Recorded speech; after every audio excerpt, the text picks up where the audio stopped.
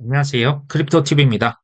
이번 시간에는 2024년 마지막 열차 알트코인 3편입니다. 저장성 코인편을 준비해 봤습니다. 잘 아시는 파일코인과 Rweave라고 하는 두 가지 코인을 제가 말씀을 드리려고 합니다. 자, 이런 코인들이 나오게 된 배경부터 좀 아시면 좋겠는데요. 지금 우리가 쓰는 그 유튜브가 됐건 카톡이 됐건 엄청난 우리가 그 저장 공간이 필요하지 않습니까? 자, 이것을 어디에 저장을 해놔야겠죠.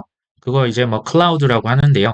지금 보시면 세계에서 가장 많이 쓰는 게 아마존입니다. 그 다음 마이크로소프트, 구글, 뭐 알리바바 이런 클라우드 서비스를 쓰고 있죠. 근데 지금 대기업들은 중앙형 저장 클라우드 방식이죠. 그래서요, 뭐 그럴 리는 없어야겠지만, 이게 행여나 셧다운이 만약에 된다면, 자, 은행이 그냥 그 뱅크런 나면 문 닫아야 되잖아요. 그거랑 똑같이 그냥 뭐 이더리움 블록체인, 저 솔라나 아발란체 잘 쓰고 있던 블록체인이 다운이 돼버리는 경우가 발생할 수가 있습니다. 그리고 대기업 클라우드는 생각보다 그 비용이 이게 계속 나가는 비용이기 때문에 좀 비싼 경향이 있죠. 자, 이걸 해결하기 위해서 파이코인과 뭐 아리브, 뭐 시아코인도 있지만 여기서는 제가 시총이 높은 이 두 가지만 얘기를 드려볼까 합니다. 자, 아마존이 지금 전 세계에서 가장 그 클라우드 쪽에 시장 점유율은 높습니다.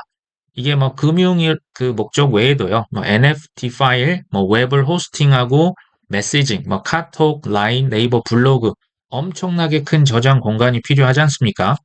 자, 근데 이게 중앙화 방식은 사업자, 사용자 모두에게 위험할 수 있다. 아까 말씀드렸죠. 파일코인은 IPFS라고 하는 방식을 써서 탈중앙화 방식으로 이 문제를 해결하고 있는데요. 우리가 이제 NFT 그 파일 뭐 들어서 아시는 뭐 크립토펑크다, 뭐 메타버스죠, 디센트럴랜드 샌드박스에서 뭐 부동산 땅을 샀는데 그 저장을 지금 어디에다 하고 있냐면요. 대부분 centralized storage, 아까 보셨던 뭐 아마존, 마이크로소프트, 구글에 저장을 합니다.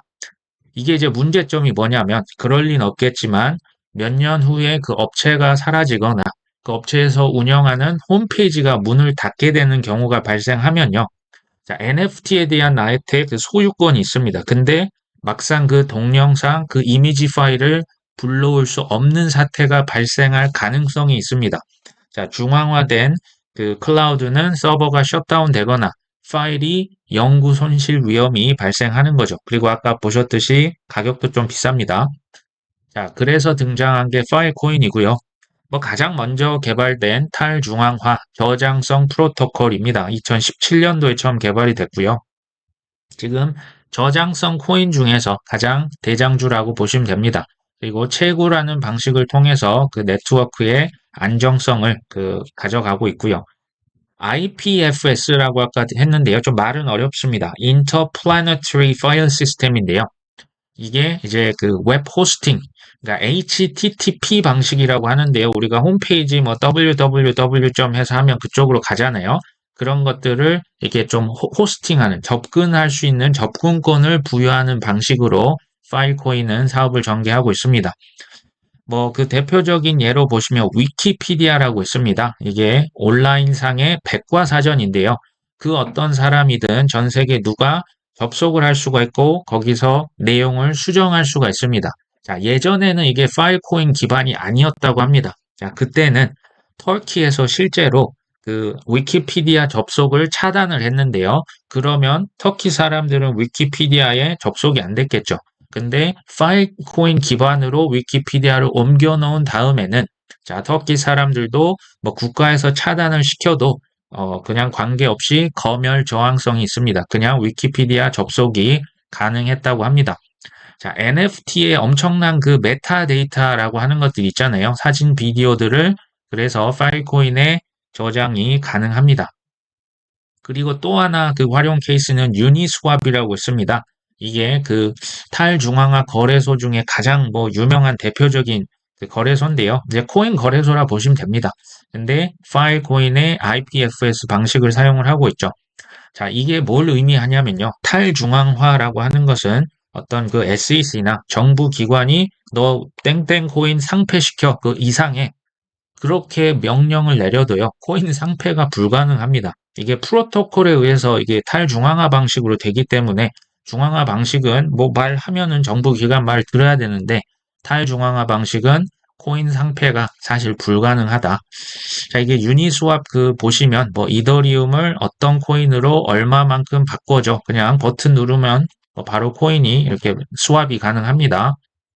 자, 이제 웹 호스팅 말씀드렸던 위키피디아, 유니스왑처럼 이렇게 페이지를 불러올 수 있게끔 하는 게 바로 파일코인이라고 말씀드렸죠. 근데 이게 단점이 있어요. 유튜브의 동영상 그 파일 원본, 페이스북의 소스 그 영상 원본은 그 자체가 저장이 안 됩니다. 그 파일은 그 막 몇백 배가 몇 기가 되는 그 동영상 파일은요. 아까 보셨던 중앙형 클라우드에 저장을 반드시 해야만 한다고 하네요. 그건 조금 단점이라 볼 수가 있겠죠. 자, 이더리움, 뭐 EVM, 이더리움 버추얼 머신처럼요. 파일코인도 파일코인 버추얼 머신을 지금 곧 이제 출시를 한다고 합니다. 이게 아직 활성화되진 않았지만 이게 되면 이제 무슨 얘기냐면요. 나중에 어떤 블록체인 그 위에도 파일코인 개발자들이 이제 그 개발이 가능하다라고 보시면 됩니다. 그 어떤 뭐 솔라나건 아발란체건 이더리움이건 이제 개발해서 파일코인 연동을 시켜 놓을 수 있겠다. 이건 뭐 좋은 업그레이드라고 볼 수가 있겠죠. 근데 이제 안 좋은 점, 아마 그 제가 이전에 좀 말씀을 드린 바가 있긴 한데요. 이제 시가총액을 보시면 지금 32위입니다. 2.1 빌리언. 이게 사실 굉장히 상위권에 속해 있죠. 근데 이제 순환 공급, 이제 코인이 472 밀리언인데 총 공급량이 거의 뭐 2,000 밀리언. 이게요. 그러니까 총 공급된 코인 대비 유통되고 있는 코인이 24%입니다. 제가 지금껏 소개해드린 코인 중에 가장 좋지 않죠. 무슨 말이냐? 지금 시장에 100개가 있는데요. 24개만 코인이 돌아다니고 76개가 더 시장에 쏟아질 가능성, 그러니까 매도, 덤핑의 가능성이 있다는 얘기가 됩니다. 근데 이제 코인이 아직 풀리지도 않았는데 가격은 아직 회복이 요원해 보이죠. 이게 뭐 마이너스 최고점 대비 98%입니다. 이게 지금 뭐 24만 원보다 한국 김치 프리미엄 하면 거의 뭐 30만 원까지 갔던 걸로 기억을 하는데요. 이건 이제 저의 추측이긴 하지만 25년 말이 돼도 기존의 그 최고가를 달성할 수 있을까? 전 거기에 yes라고 답을 하긴 좀 어려울 것 같아요. 그냥 단순히 계산을 해보면요. 25년 말 우리가 생각하는 그 상승장이죠. 이때 파일코인의 이 그 수량이요. 지금 현재 보시면 뭐 472만인데 그때 되면 이제 12억 개가 이제 풀립니다. 그러니까 12억 개 곱하기 최고가가 183달러 정도 했거든요. 자, 이걸 곱하면요. 시가총액, 파일코인의 총 시총이 그때 되면 220 빌리언 달러가 돼야 합니다. 근데 이 220 빌리언이라는 게 지금 현재 이더리움 시청과 거의 맞먹는 수준이거든요. 저는 이게 과연 가능할까? 뭐 할 수도 있습니다. 근데 글쎄요, 조금 비현실적일 수 있다라는 생각이 들고요. 탑 원 저장성 코인의 그건 맞지만 제가 봤을 때 이제 최고점 대비 가격이 너무 떨어진 것도 그렇고 아직 시장에 풀릴 그 코인들이 생각보다 너무 많기 때문에 좀 시간을 더 가지고 가야 하는 코인이라는 생각이 듭니다. 자, 두 번째 코인은 아리브죠. 아리브는요, 파일코인과 좀 다른 점 딱 하나를 꼽으라면 이 저장이요. 영원히 저장을 시킬 수가 있습니다. 그 어떤 뭐 동영상이 됐건 뭐 사진이건 아까 그 웹사이트 없어지면 그 중앙형 클라우드 썼던 파일코인 이게 날아갈 수가 있거든요. 근데 아리브의 장점은 영원한 저장이 가능합니다. 이게 상당히 큰 장점이고요. 파일코인은 이제 웹을 그러니까 어떤 홈페이지 같은 걸 쑥쑥 불러오는 개념입니다. 근데 아리브는 그냥 구글 드라이브, 뭐 네이버 약간 그 클라우드처럼 영원히 그냥 저장해 놓고 그냥 그 계속 쓸 수 있는 약간 좀 개념이 살짝 다릅니다. 아리브라고 하는 지금 이 저장성 프로토콜을 사람들이 많이 쓰는지는 실제 이게 저장 그 사이즈거든요. 파일의 사이즈가 뭐 최근 들어서 22년도까지도 잠잠했다가 수직 상승을 하고 있는 지금 모습이 보입니다. 사람들이 여기에 저장을 많이 하고 있다라 보시면 되죠. 자, 그리고 22년도 11월 달에 지금 페이스북, 그 인스타그램 NFT를 지금 아리브에 저장할 거야 라고 하는 호재가 떴었죠. 자, 이때 좀 가격이 상승을 했다가 지금 좀 떨어졌다가 지금 최근에 조금 다시 올라오고 있는데요. 이제 문제는 이 이후에는 그 어떤 업데이트 발표가 없었습니다. 그리고 제가 뭐 트위터도 한번 찾아가 보니까 23년도 1월 달 올해 뭐 생긴 거 팔로워 지금 거의 없고요. 17년도에 생긴 것도 생각보다 8만 6천 명이면 그 좀 팔로워가 적은 편이거든요. 그러니까 이제 개발자나 커뮤니티에서 뭘 업로딩을 하는데 생각보다는 저조하다. SNS 활동이요. 그리고 대부분 국내 거래소는 물론 해외 거래소에서도 상장이 대부분 되지는 않았습니다. 여기 보시면요. 바이낸스, 빅겟, 뭐 파이오닉스, OKX, 뭐 게이트아이오, 뭐 요 정도 우리가 쓸 수 있는 거래소가 있는데 아무래도 좀 그 연세가 있으신 분들은 해외 거래소 사용이 쉽진 않잖아요. 그럼에도 불구하고 그러면 그 아리브라고 하는 걸 사람들이 왜 점점 활용을 많이 하고 있을까요? 제가 이걸 한번 연구를 해봤습니다. 제가 이따 답을 알려드리고요.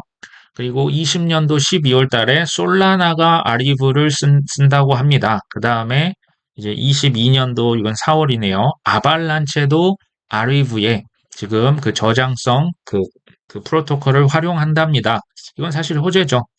근데 여기 보시면요. 그 솔라나나 뭐 코스모스, 뭐 니어 프로토콜, 아발란체 같은 그 레이어 1에서 실제로 아리브를 많이 쓴다고 합니다. 근데요, 이 주된 목적을 봤더니 이게 이제 그 영원한 그 보관이 되지 않습니까? 그러니까 솔라나 쓰고 다른 데 쓰다가 혹시 모르니까 아리브에 딱 그 전체 원본 파일을 그냥 백업 해놓는 거예요. 혹시 모르니까 저장을 해놓고 나중에 이거 날라가면 그때 아리브에서 그 내용 가져와다 다시 쓰면 되니까 그 용도로 지금 많이 쓴다라는 추측이 있습니다. 근데 이게 이제 백업이지 이게 뭐 실제로 아리브를 그러면 많이 쓴다? 아직 대량 채택은 일어나지 않았다는 말이 되겠죠. 그리고 아직은 많은 개발자들이 이 아리브 프로젝트를 파일코인이 좀 더 편하고요. 아리브는 조금 불편해한다고 하네요. 근데 아리브에서 최근에 뭔가를 발표를 했습니다. 이게 AR.io라고 하는데요. 이게 좀 말이 어려워요. 탈중앙화 게이트웨이, 그리고 영원한 도메인을 꿈꾸는 그러니까 아리브 생태계를 위한 업그레이드를 진행한다고 합니다. 자, 이게 보시면 그 아리브에는 사실 파일코인의 IFPS 같은 방식이 원래는 없었어요. 그러니까 파일코인처럼 뭔가 웹사이트를 불러와가지고 좀 쉽게 개발을 하면 좋은데 이 기능은 파일코인에만 있었거든요. 지금 그 기능을 아리브에서 보완을 한다 보시면 됩니다. 여기 permanent web이라고 하는 것은요.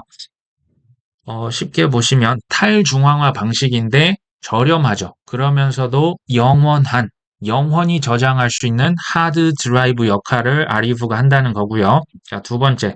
웹사이트를 이제 그 비싼 도메인 이름을 사실 주고 좀 사는 경우가 있고요. 그것을 매년 유지 보수비를 뭐 일정 부분 내야 되거든요. 이제 그런 부분이 좀 어느 정도 부담이 덜어질 수가 있고요. 그리고 고유한 홈페이지 이름 등록도 가능합니다. 이거 뭐 도메인이라고 하는데요. 이것도 그 파일코인에선 가능했는데 아리브에서는 조금 어려웠던 부분입니다. 그리고 이제 한마디로 하면 파일코인의 웹 호스팅, 그러니까 활용할 수 있는 능력에 영원히 저장할 수 있는 하드 드라이브에 뭐 이제 도메인 이름도 가져올 수 있고, 그러니까 파일코인의 어떤 그 장점을 아리브에서 조금 가져올 수 있다라는 고 생각하시면 될 것 같아요. 지금 현재는 테스트넷이라고 합니다. 그 테스트넷인데요. 조만간 그 IO 코인을 뭐 에어드롭도 한다고 합니다. 그리고 이제 향후에 이게 테스트넷이기 때문에 또 언젠가 메인넷이 론칭이 되겠죠. 그러면 아무래도 신규 프로젝트들이 이제 그냥 단순한 백업 용도 그 외에 그 위에 실제로 뭔가를 이제 그 개발을 할 수 있지 않을까 하는 추측을 가능케 하죠. 자, 아리브도 이제 제가 코인 개코에서 이번에 한번 찾아봤습니다. 현재 시가총액은 105위를 기록합니다. 아까 그 파이코인보다는 좀 많이 낮은 시총이라 보시면 되고요. 시가총액이 한 496 밀리언. 그리고 이것을 시장 전부 다 풀어봐도 이게 거의 비슷해요. 그러니까 이제 순환 공급, 현재 시장에 풀린 것과 최대 공급량이 사실상 같습니다. 이 무슨 얘기냐? 이미 시장에 더 이상 풀릴 매도 물량, 매도 폭탄이 있다 없다? 이거는 없다라고 보셔도 됩니다. 토크노믹스 쪽에서 보면 굉장히 좋고요. 자, 가격도요. 지금 많이 이제 떨어져 있는 상황인데요. 최고점 뭐 거의 90달러 찍었는데 아까 보셨죠? 한 지금 7.5달러, 6달러 왔다 갔다 합니다. 최고가 대비 마이너스 91.5% 지금 할인을 하고 있죠. 자, 저는요, 25년 우리가 생각하는 그 불장이 오면 이 아리브는 최고가, 아까 그 보셨던 뭐 90달러는 훨씬 더 크게 여기서 한 3, 4배 이상 더 돌파하지 않을까. 이제 저는 사실 뭐 생각을 합니다. 하지만 말씀드렸죠. 국내 상장이 된 거래소가 없습니다. 그리고 아까 말씀드렸던 업그레이드, 이거 테스트넷이죠. 성공을 꼭 한다는 보장이 있을까요? 자, 그런 건 없죠. 자, 우리가 이런 알트코인을 투자를 하는 이유는요. 당연히 그 큰 수익을 얻기 위해서인데요. 여기에서는 그 가장 중요한 그 경쟁 그 코인이 있습니다. 무조건 이더리움보다는 수익률이 더 높아야 합니다. 근데 이제 제 개인적인 견해는 아리브 같은 경우는 이더리움 수익률을 훨씬 넘을 수 있는 가능성이 있지만 파이코인은 모르겠습니다. 그게 이제 워낙 그 코인이 만약 좀 시장에 풀려 있었으면 저도 그렇게 얘기를 드렸을 텐데 시장에 아직 나올 코인이 워낙 많기 때문에 그건 조금 모르겠습니다. 자, 그리고 이런 시가총액이 낮은 코인 같은 경우는 당연히 훨씬 비트코인, 이더리움 대비해서 원금 손실의 위험이 훨씬 크죠. 그래서 이것을 뭐 바로 뭐 수천만 원 큰일 납니다. 우리가 뭐 그 비중을 뭐 보통 뭐 비트 이더가 50%뭐 이렇게 한다면 이건 뭐 5% 이내로 하는 것을 보통 이제 우리가 교과서처럼 그 얘기를 하는데요. 자, 적은 비중을 투자해 볼 만한 프로젝트 중에 하나라는 생각은 듭니다. 자, 오늘 방송은 여기까지 합니다. 끝까지 시청해 주셔서 감사합니다.